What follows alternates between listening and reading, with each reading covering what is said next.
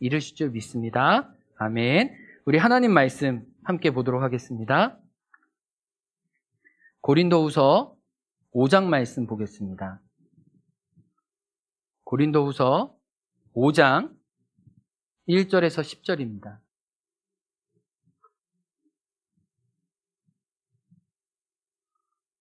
성경책 찾으셨나요? 고린도후서 5장 1절에서 10절, 형제 한 절, 자매 한 절 번갈아 가면서 읽습니다.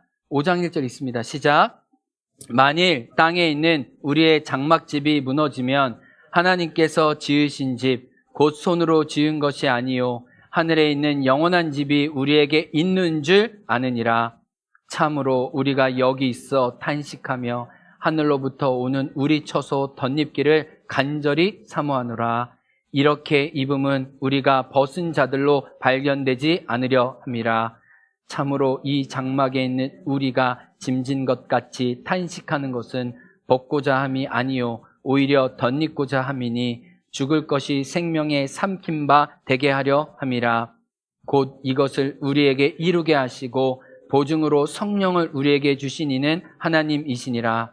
그러므로 우리가 항상 담대하여 몸으로 있을 때에는 주와 따로 있는 줄을 아노니 이는 우리가 믿음으로 행하고 보는 것으로 행하지 아니함이로라. 우리가 담대하여 원하는 바는 차라리 몸을 떠나 주와 함께 있는 그것이라. 그런즉 우리는 몸으로 있든지 떠나든지 주를 기쁘시게 하는 자가 되기를 힘쓰노라. 다 같이요. 이는 우리가 다 반드시 그리스도의 심판대 앞에 나타나게 되어 각각 선악간에 그 몸으로 행한 것을 따라 받으려 함이라. 아멘. 기도하겠습니다. 성령 하나님, 말씀 열어주셔서 말씀 안에 함께 교제하고 말씀 안에 함께 꿈꾸게 도와주옵소서. 예수님 이름으로 기도합니다. 아멘. 성경에 보면 예수님의 죽은 시체를 장사한 두 인물이 나오는데 아리마대 사람 요셉과 니고데모라고 요한복음은 알려줍니다. 이 아리마대 사람, 이 요셉에 대한 재미있는 예와 유머가 있어서 제가 여러분에게 소개하려고 하니까 이렇게 웃어주시면 됩니다. 이렇게 예수님이 십자가에 돌아가신 바로 다음 날 한 친구가 아리마대 요셉을 다그쳤습니다. 자네 미쳤나? 비싼 돈을 들여 이렇게 새 무덤에 예수를 장사하면 어떻게 하라고? 라고 다그쳤습니다. 친구의 핀잔에 아리마대 요셉이 대답했습니다. 걱정 말게 친구. 주말에 딱 사흘간만 빌려 쓰기로 했네. 아무도 안 우시는군요. 네. 이게 부활했다는 얘기죠. 오늘 부활주의 설교를 기점으로 저는 4월 한 달간 부활과 소망에 대한 성경의 본문을 찾아보려고 합니다. 성서에 나온 죽음과 부활이 얼마나 우리에게 유효하고 우리를 흥분케 하는지 같이 춤추는 시간이 됐으면 좋겠어요. 근데 오늘 말씀의 제목을 전하면서도 저는 나름대로 감동이 있었어요. 이렇게 설교 제목을 정할 때 진짜 잘 정하면 좋겠다. 그래서 나중에 그 제목만 보더라도 어떤 감정이고 어떤 주제였는지 좀 느낄 수 있으면 좋겠다 이런 생각이 들었는데 오늘 제목은 제 나름대로는 굉장히 마음에 듭니다. 한번 주보 표시고 제목 봐주시겠어요? 제가 이 제목을 어떻게 정했냐면 제가 말씀 준비할 때 성경의 여러 본문들 공동번역, 새번역, 표준, 개역개정, 킹제임스, 메시지 이렇게 여러 성경을 읽다가 제가 공동성경을 읽다가 마음이 감동이 됐어요. 고린도후서 4장 11절에 어떤 표현이 나왔냐면 사도 바울이 죽음이 설치고 있는데 알고 보니 그 자리에 생명이 약동했다. 설친다는 표현도 마음에 다가왔고 약동한다는 표현도 마음에 다가온 거예요. 그래서 설교 제목을 죽음은 설치지만 생동은 약동하는 이 부활의 이 의미를 이 구절이 잘 담아냈구나 생각한 거예요. 그래서 오늘 이렇게 한번 인사해 보겠습니다. 옆에 있는 분들 한번 봐주세요. 앞뒤로. 자, 지금 봐주세요. 자, 옆에 있는 분들. 자, 조시는 분이 있어서 보라고 한 거예요, 지금. 네. 자, 그분들에게 외치겠습니다. 죽음아 설쳐라. 생명이 약동한다. 자, 뒤에 있는 분들, 또 다른 분들 보시고, 죽음아 설쳐라. 부활이 솟아난다. 아멘. 네. 그래서 오늘 본문을 통해 죽음과 부활을 동시에 다루도록 하겠습니다. 오늘 사도 바울은 예수님의 죽음을 통해 우리가 놀라운 선물을 받았다고 이야기합니다. 오늘 그 본문으로 들어가 보겠습니다. 오늘 여러분 본문을 읽으시면서 느끼셨는지 모르겠지만 사도 바울은 좋은 상태에서 이 고린도후서를 쓴 것이 아닙니다. 늘 죽음을 끼고 늘 죽음이 자기 코끝에 있는 것처럼 죽음과 더불어 함께 살면서 이 편지를 썼습니다. 이 고린도후서 4장 10절 한 장 앞에 가보면 사도 바울이 뭐라 그러냐면 예수님의 죽음을 자기의 몸에 짊어졌다. 그러니까 매일매일 살아가는 게 죽음의 그 무게를 자기가 안고 산다고 이야기하고 11절에서는 예수를 위하여 죽음의 날마다 자기가 넘겨진다고 그만큼 자기의 선교와 복음 살기 힘들다라고 얘기를 합니다. 이것을 통해 볼 때 사도 바울은 지금 예수님 때문에 모진 반대와 박해를 겪고 있는데 아마 몸에 구체적인 괴롭힘들이 반대의 사람들로부터 있었던 것 같습니다. 그래서 4장에 표현하기를 내가 사방으로 우겨쌈을 당했다라고 얘기하고 사람들이 압박해서 나를 눌러서 완전히 찌부러뜨린다라는 표현도 있고 고문당하듯 나를 거꾸로 틀어서 나의 육체를 힘들게 하는 무리도 있다는 것을 고백하고 있어요. 그러니까 바울의 상황이 결코 쉽지 않았습니다. 그리고 고린도후서 1장에 출발하기를 내가 너무 극심한 고난 때문에 죽은 자처럼 살 소망이 끊어졌다라고도 나는 이미 살아있는 것 같지만 죽은 사람이라고 고백할 정도로 극심한 어려움 가운데 있었어요. 그래서 오늘 죽어도 죽는 것이 하나도 이상하지 않을 정도의 현실을 살고 있었다는 겁니다. 그런데 오늘 본문을 가만히 보면 사도 바울은 그런 자신의 처지를 한탄하거나 비관하지 않아요. 오히려 그 죽음을 명확히 바라봅니다. 오히려 죽음의 현실을 위대한 묵상으로 바꿔버려요. 죽음의 초대장을 거절하지 않고 받고 그 초대장을 열어서 하나님이 주신 소망의 메시지로 다시 일어나고 있습니다. 오늘 1절을 봐주세요. 앞절입니다. 같이 읽어볼까요? 만일 땅에 있는 우리의 장막집이 무너지면, 여기서 땅에 있는 우리의 장막집, 여기를 이렇게 따옴표 치면 이것은 우리의 몸을 말하는 거예요. 땅에 있는 우리의 장막집이라는 건 지금 여러분, 제가 지금 다 몸을 가지고 있잖아요. 이 몸과 육체를 말합니다.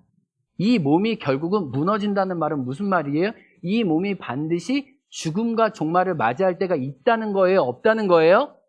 그 종말을 맞이할 때가 있다는 거고 그 죽음을 자기가 늘 안고 산다는 거예요. 그런데 놀랍게 사도 바울은 이 몸을 지금 뭐라고 표현했어요? 이 땅에 있는 우리의 무슨 집이요? 장막집이요. 근데 장막은 다른 말로 하면 천막이죠. 사도 바울이 직업이 뭐였어요?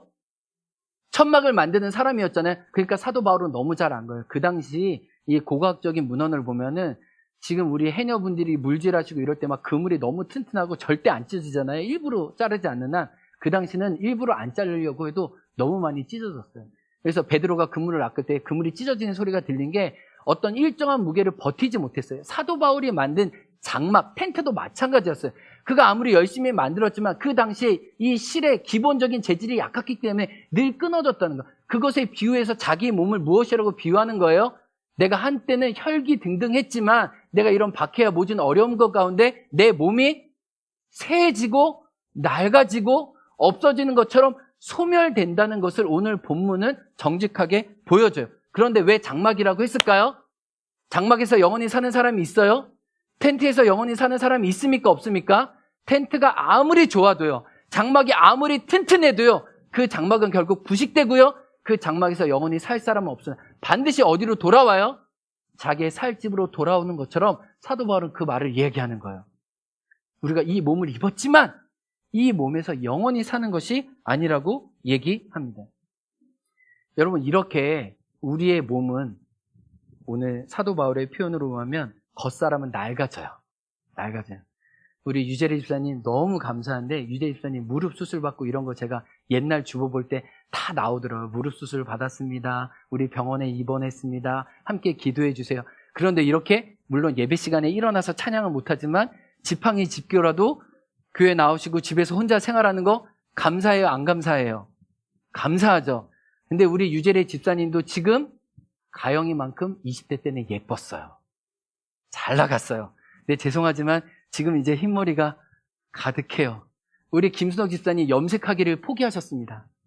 옛날 유튜브 영상에 보면 완전히 검은 머리였거든요. 저는 그게 진짜 머리인 줄 알았는데 이제는 노인의 영화의 면류관, 백발의 면류관을 안고 계세요. 저희 어머님이 이제 2년 전에 뇌종양 수술을 하시고 이제 뇌를 드러내시고 이제 종양 자르시고 이러셨는데 저희 어머님이 지금 아직도 이제 사회활동 하시거든요. 아이들 봐주시는 그 돌보미 역할을 강남에서 해주세요. 근데 저희 어머님이 지금 연세보다 젊어 보이시는데 이 나이 드시는 걸 이렇게 드러내는 걸 싫으셔서 그런지 그 뇌 수술을 마치고 난 다음에 좀 회복되시고 괜찮은 줄 알고 그렇게 하면 안 되는데 흰머리가 많으니까 본인이 얼굴 봐도 본인이 힘드신 거예요. 그래서 염색약을 이렇게 사가지고 본인 자가 셀프로 염색을 하셨습니다. 근데 언젠가 전화가 왔어요. 너무 머리가 아프다고, 너무 고통스럽다고. 그래서 저희가 걱정했어요. 왜냐하면 수술에 후유증이 있다고 얘기했거든요. 그래서 이거 수술이 잘못된 거 아닌가, 검사 받아보고 검진 받아본 결과 뭐였을까요? 염색약이요. 아주 독하잖아요. 그 염색약이 이 피부를 통해 침투해가지고요. 그게 굉장히 고통스러우셨던 거예요. 근데 고통스러움에 불구하고 그 다음에 염색을 또 했을까요? 안 했을까요? 네, 아시죠? 당연히 했습니다. 아프지만은 그래도 젊게 보이고 싶어서. 우리 어르신들 죄송해요. 늙으면 죽어야지 아무리 해도. 그러면 오늘 죽으시렵니까? 하면 기꺼이 네, 그런 분이 있어요? 없어요. 이제 우리는 죽는다 해도 죽음을 맞닥뜨리는 거, 내 몸의 늙어감을 기꺼이 받아들이지 않는다는 거예요. 그런데 사도 바울은 자기의 늙어감과 노화와 죽음을 기정사실로 받아들이면서 심지어 그 죽음에 대해서 강한 긍정을 보이고 있어요. 무슨 긍정이요? 대충 긍정이 아니라요. 강한 긍정이에요. 죽음이 좋기 때문이 아니라 죽음 이후에 자기에게 준비된 선물을 알았기 때문에 죽음조차도 기꺼이 받아들였어요.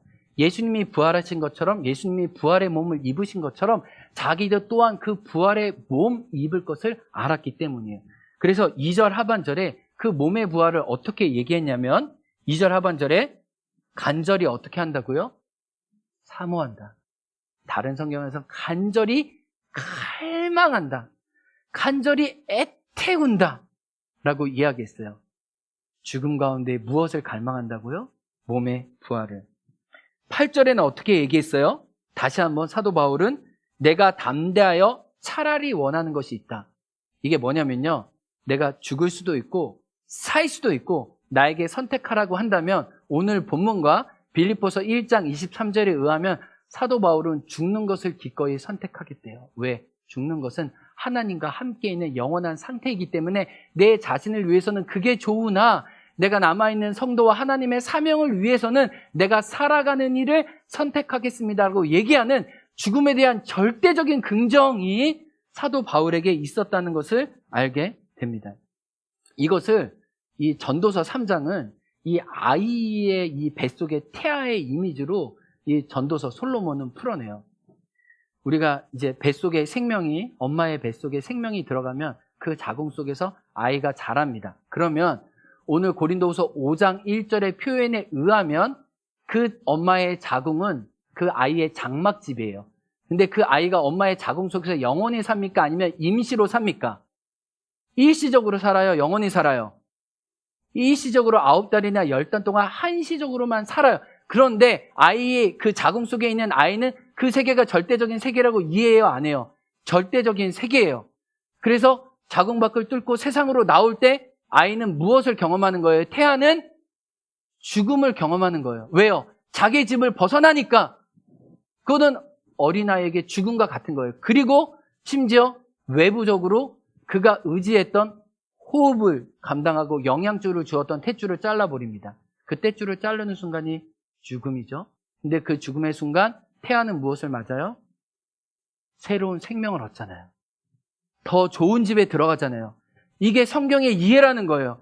우리는 죽지만 우리 죽음의 탯줄이 끊어지는 순간 하나님이 예비하신 새로운 몸과 새로운 하나님의 나라의 천국의 삶이 우리에게 준비되어 있다. 그래서 잠시 죽지만 우리는 죽음 위에 더 좋은 것을 받는다고 성경은 이 창세기부터 이 요한계시록까지 우리에게 알려주고 있는 것입니다. 그래서 4절에 한번 봐보실래요?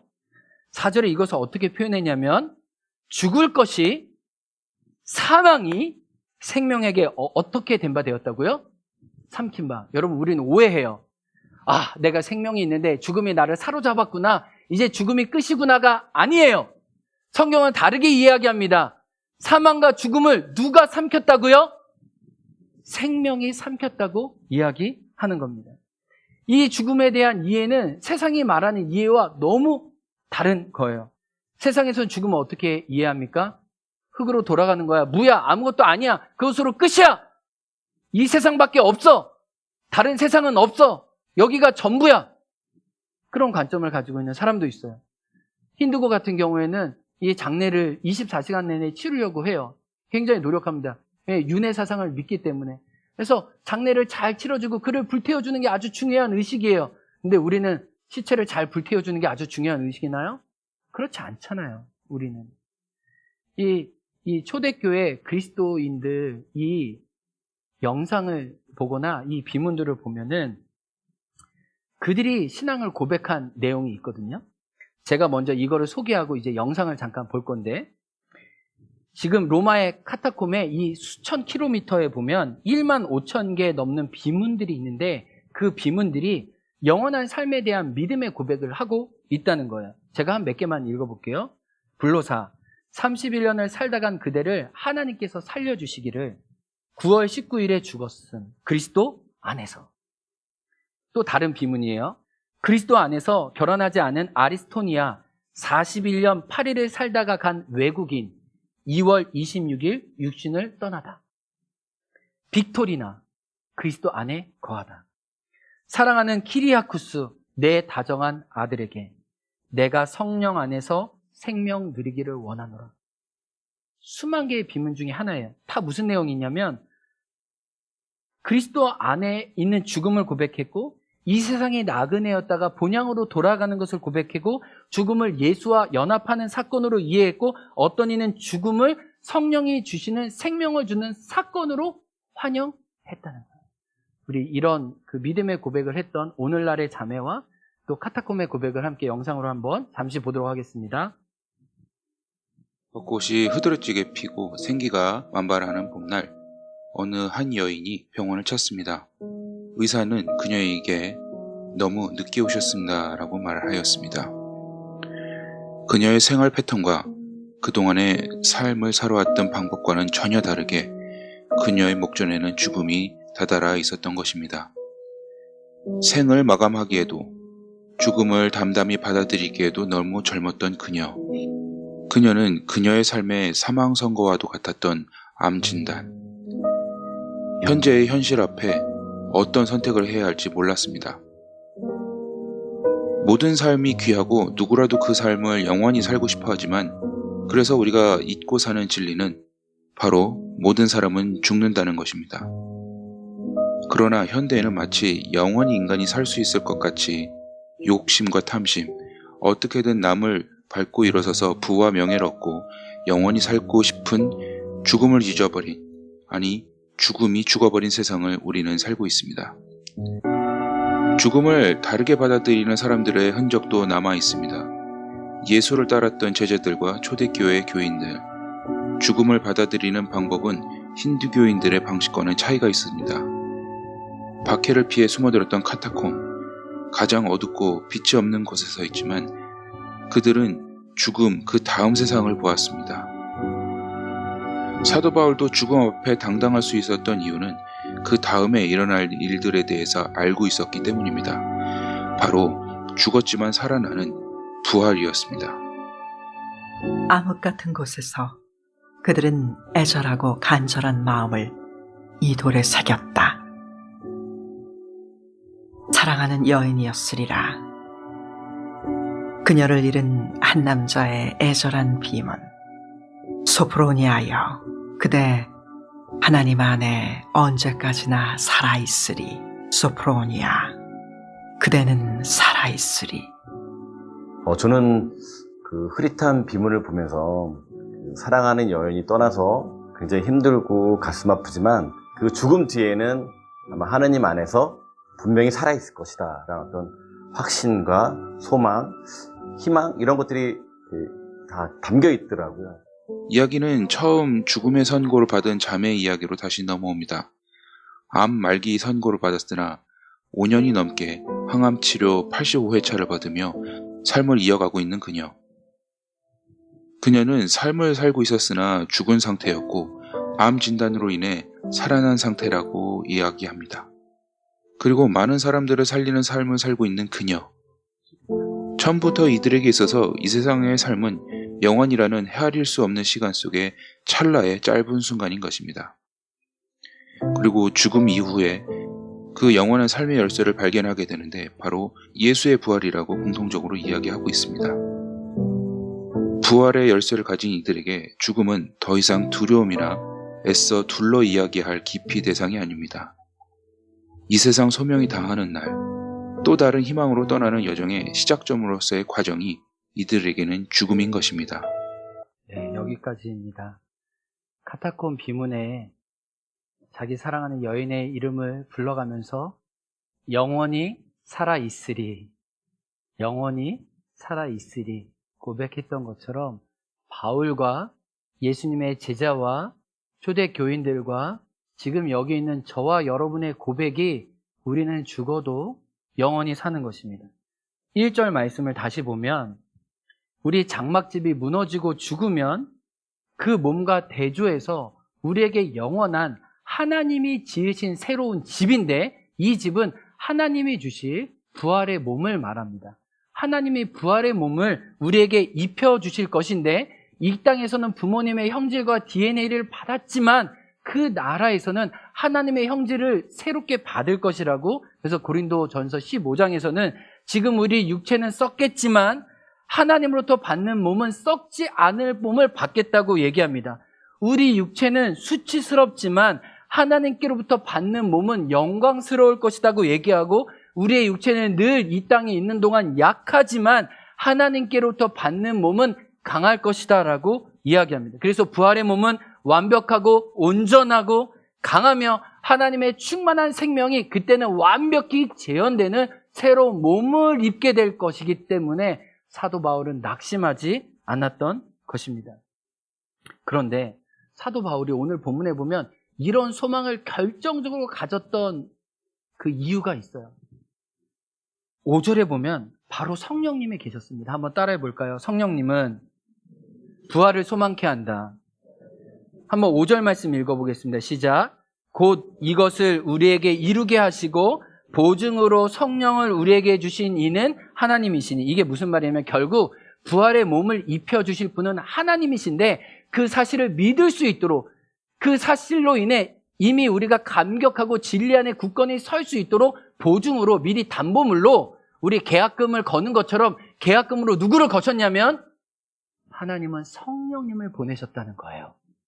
이게 놀라운 사실입니다.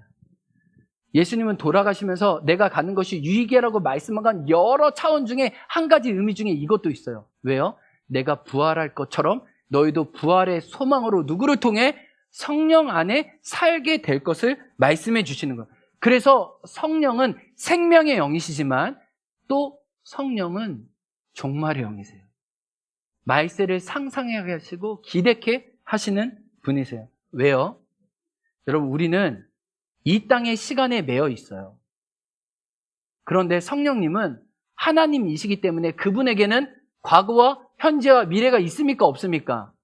우리는 과거와 현재와 미래로 이 시간을 이해하지만 하나님은 시간 위에 초월하신 영원한 분이기 때문에 그분은 시간에 얽매이지 않아요. 그래서 하루가 천년 같고 천년이 하루 같잖아요. 인생이 바람과 같이 지나가는 것이 하나님의 영원에 기하면 이 시간은 정말 찰나잖아요. 아무것도 아니잖아요. 근데 성령님이 하시는 일이 뭐예요? 지금 영원 속에 계시기 때문에 영원 속에 있는 그 시간에 우리가 편입될 수 있도록 우리의 눈을 열어주시는 거예요. 우리 부활의 몸이 우리를 위해서 준비되고 있다는 사실을 우리가 이 땅에 매여 살지만 우리에게 믿음으로 보게 하시고 알려주시고 계시해 주는 분이 누구라는 거예요? 성령님이 계시는 거예요. 그래서 우리가 성령님의 인도를 받을 때 비록 우리가 사망의 음침한 골짜기를 지나지만 우리의 눈은 무엇을 볼 수 있는 거예요? 믿음의 눈들어 주를 보니 이 또한 지나가리라. 우리에게 더 좋은 하늘의 영생의 생명이 있다는 걸 바라보면서 그 길을 얼었지만 갈 수 있는 거예요. 사도 바울처럼 성령님이 그 일을 우리 안에 일해 주신다는 거예요. 제가 작년에 우리 태풍이 3번 정도 오지 않았어요. 그래서 뭐 한라산에 그 정말 크리스마스 트리 하는 그 무슨 나무죠? 갑자기 이름 까먹었는데 그 나무들 막 다 쓰러지고 막 이랬더라고요. 그래서 우병수 목사님과 이 백록담에 물이 찼다더라. 우리 한번 가보자. 제가 솔직히 한 번도 안 가봤거든요. 이 백록담을 한 번도 안 가봤는데 그래도 한 번은 가봐야겠다. 천지는 백두산이지. 이제 백록담에 물이 차 있다. 그래서 우리 병수 목사님 이렇게 해가지고 같이 갔어요. 올라가는 길이 쉽지는 않았어요. 이렇게 평소 운동을 안 하다가. 근데 갔는데 막 물이 차 있고 막 안개가 있고 막 너무 좋은 거예요. 너무 막 신나고 막 사진 찍고 막 이러다 보니까 이런 데 가면은 어떤 마음이 듭니까? 사진을 찍고 싶죠. 사진을 찍으면 또 어떤 마음이 듭니까? 자랑하고 싶죠. 네. 그래가지고 우리 강주현 사모님과 저희 아내와 우리 4명 사용하는 카톡이 있어요. 그리고 거기에다가 이렇게 올렸어요. 실시간으로 우리가 얼마나 좋은지. 왜냐하면 두 분은 여기 올라올 소망은 있지만 자기 몸으로 가기에는 육신의 연약함 때문에 이 산에 안 올라갈 걸 알기 때문에 미리 대리적인 차원에서 우리가 이런 즐거움과 만족을 누리고 있습니다라고 전달해주고 보여준 거예요. 성령님은요, 지금 영원한 하나님의 나라를 이미 누리고 계시기 때문에 그 하나님의 나라의 방문을 우리에게 살짝 열어주시는 거예요. 빛을 보여주시는 거예요. 우리가 그것을 보고 그 예고편을 보고 진짜 본편을 소망할 수 있도록 우리 안에 역사하시는 분이 누구라는 거예요? 성령의 충만한. 그래서 성령의 충만한 사람들이 순교자가 순교할 수 있도록 한 거예요. 그분들이 막 죽자고 일을 악문 게 아니고요. 그 안에 역사하시는 성령님이 그들이 있을 때 스데반처럼 죽을 때 하늘 보좌에 계신 하나님을 볼 수 있었다는 거예요. 그래서 메시지 성경은 이 성령님의 역할을 정말 실감나게 번역했어요. 이 메시지 성경 앞에 화면 따라 한번 같이 읽어볼게요. 시작. 하나님의 영은 우리의 시국을 돋우셔서 장차 다가올 것을 맛보게 하십니다. 그분은 우리 마음속에 천국을 조금 넣어두셔서 우리가 천국보다 못한 것에 만족하는 일이 없게 하십니다. 와, 진짜 너무 멋진 번역 아니에요? 우리가 어떤 맛있는 맛을 보면 여러분 어떤 해외여행 가거나 어떤 지역에 갔을 때 너무 맛있게 먹은 음식이 있으면 여러분 다 어떻게 됩니까? 전도자가 되죠. 어느 지역에 가면 어느 집에 가더라 무슨 음식이 맛있다 얘기하죠. 지금 성령님이 하시는 일이 무엇입니까? 우리에게 천국의 맛을 보여주셔서 그 맛이 아니고는 만족하지 못하도록 거룩한 불만족으로 이 땅을 살 수 있도록 우리 안에 역사하신 분이 성령 충만이에요. 그래서 성령 충만을 받고서 옛날에 주일학교 때 기도대장 여러분 이 노래 혹시 아세요? 모르시구나. 여러분 기분 안 좋으세요, 여러분 혹시? 예? 성령 충만을 받고서 전도대장 되려요. 근데 이 가사에 하나가 더 필요하더라. 성령 충만을 받고서 부활 소망 진일래요. 이게 필요하다. 성령님이 말세 우리 교회들에게 하시는 일이 그것이라는 그 천국의 맛을 보여주시고 그 맛을 사모하면서 살게 해주신 거예요. 근데 우리가 자주 부르는 찬송가 438장 2절이 그렇더라고요. 2절이 어떤 내용이냐면 주의 얼굴 뵙기 전에 멀리 뵈던 하나님의 나라를 내 마음속에 이뤄지게 해주신 분이 누구래요? 성령님을 통해 날로 어떻게 해야 된다고요? 새롭도다. 근데 오늘 읽은 말씀 위에 보면은 사도 바울이 뭐라고 하냐면 우리 겉사람은 낡아지지만 속사람은 뭐라고 그랬냐면 날로 새로워진다고 얘기했거든요. 성령님이 우리 안에 하시는 일이에요. 우리 함께 우리 찬양 불러볼까요? 내 영혼이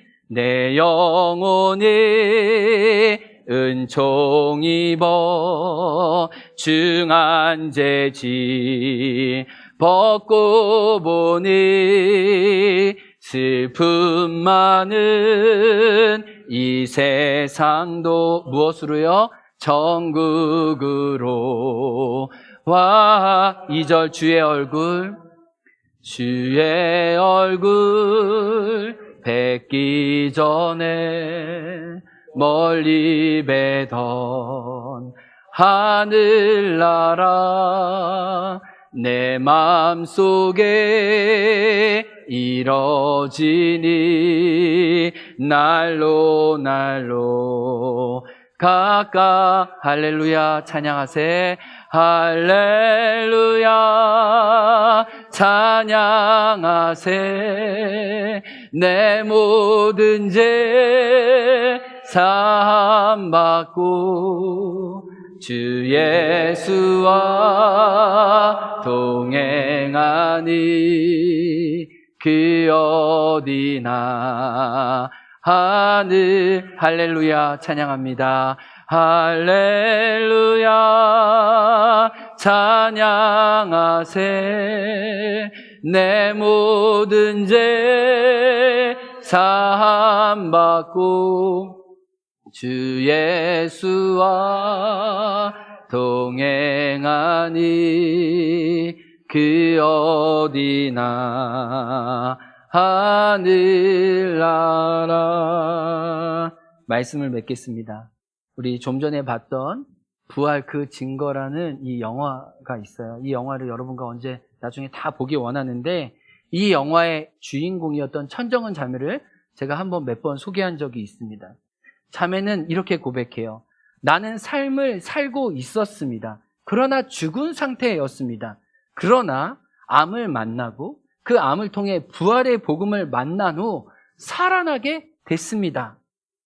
죽음은 더 이상 두려움의 대상이 아니라 또 다른 희망으로 가는 여정의 첫 관문입니다.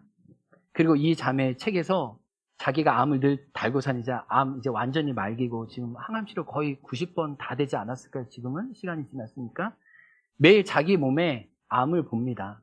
근데 이 자매가 책에서 무슨 고백을 했냐면 나는 날마다 부활합니다 라고 고백했어요. 이게 놀라운 사실이에요. 그 부활을 죽어서 받을 것 알지만 그 부활의 생명이 지금 나에게 성령님을 통해 작동해서 나의 죽음을 마주할 때마다 나는 날마다 부활합니다. 부활은 저기 멀리 있는 것이 아니라 이미 나에게 내 삶 속에 내 호흡 속에 같이 들어와 있습니다. 여러분 감히 우리가 믿는 이 소망처럼 사도 바울이 날마다 죽지만 날마다 그리스도 안에 부활한 것처럼 우리도 이 부활의 날 우리 육신은 낡아져 가고 썩어져 갈 수 있지만 그리스도 안에 있는 하나님 부활의 몸과 생명을 알고 따라가겠습니다. 나도 날마다 부활합니다. 그 부활의 소망으로 오늘도 묵묵히 주님을 따라가는 저와 여러분 되게 주의 이름으로 축복합니다. 우리 말씀을 따라 같이 믿음으로 고백하기 원합니다. 시작됐네. 우리 주님의 능력이 나의 삶을 다스리고 나를 새롭게 하십니다. 나를 자유케 하십니다. 죄와 사망으로부터 나의 삶은 변하고 나의 삶은 충만합니다. 우리 찬양팀 앞에 나와주시고 함께 믿음으로 고백하겠습니다.